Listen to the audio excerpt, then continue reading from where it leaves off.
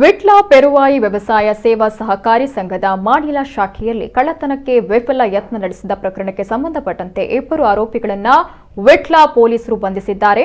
ಇಲ್ಲಿನ ಪೆರುವಾಯಿ ವ್ಯವಸಾಯ ಸಂಘದ ಮಾಡಿಲ ಶಾಖೆಯ ಮೇಲ್ಚಾವಣಿ ಹಂಚನ್ನ ಕಳ್ಳರು ತೆಗೆದು ಒಳಗಡೆ ಬಂದು ಕಚೇರಿಯ ಕಪಾಟಿನ ಬಾಗಿಲು ತೆಗೆದು ಹುಡುಕಾಡಿದ್ದು ಯಾವುದೇ ಹಣ, ಬೆಲೆ ಬಾಳುವ ವಸ್ತು ಸಿಗದೆ ಕಳವಿಗೆ ಯತ್ನ ಮಾಡಿದ್ರು. ಘಟನೆ ಬಗ್ಗೆ ಪೆರುವಾಯಿ ವ್ಯವಸಾಯ ಸೇವಾ ಸಹಕಾರಿ ಸಂಘ ಮಾಡಿಲ ಶಾಖೆ ವ್ಯವಸ್ಥಾಪಕ ಜಯರಾಮ ಅವರು ದೂರನ್ನ ನೀಡಿದ್ದಾರೆ. ಈ ಬಗ್ಗೆ ಪ್ರಕರಣ ದಾಖಲಿಸಿಕೊಂಡ ವಿಟ್ಲ ಪೊಲೀಸರು ತನಿಖೆ ಕೈಗೆತ್ತಿಕೊಂಡಿದ್ರು. ಘಟನೆ ನಡೆದು 2 ದಿನಗಳಲ್ಲಿ Vitla police inspector HE Nagaraj ಅವರ ಮಾರ್ಗದರ್ಶನದಲ್ಲಿ ವಿಟ್ಲ SI ಸಂದೀಪ್ ಕುಮಾರ್ ಶೆಟ್ಟಿ ಅವರ ನೇತೃತ್ವದಲ್ಲಿ ಸಿಬ್ಬಂದಿ ಪ್ರಸನ್ನ, ಹೇಮರಾಜ್, ಪ್ರತಾಪ್ ರೆಡ್ಡಿ, ಲೋಕೇಶ್ ಅವರ ತಂಡ ಆರೋಪಿಗಳನ್ನು ಬಂಧನ ಮಾಡಿದೆ. ಪೆರುವಾಯಿ ವ್ಯವಸಾಯ ಸಂಘದ ಪ್ರಮುಖ ಶಾಖೆಯಲ್ಲಿ ಈ ಹಿಂದೆ ಕಳ್ಳತನ ನಡೆದಿತ್ತು. ಈ ಪ್ರಕರಣವನ್ನ ಕೂಡ ಇದೇ ಪೊಲೀಸರ ತಂಡ ಯಶಸ್ವಿಯಾಗಿ ಪತ್ತೆ ಹಚ್ಚಿದ್ರು. ಆರೋಪಿಗಳನ್ನು ನ್ಯಾಯಾಲಯಕ್ಕೆ ಹಾಜರುಪಡಿಸಿದ್ದಾರೆ.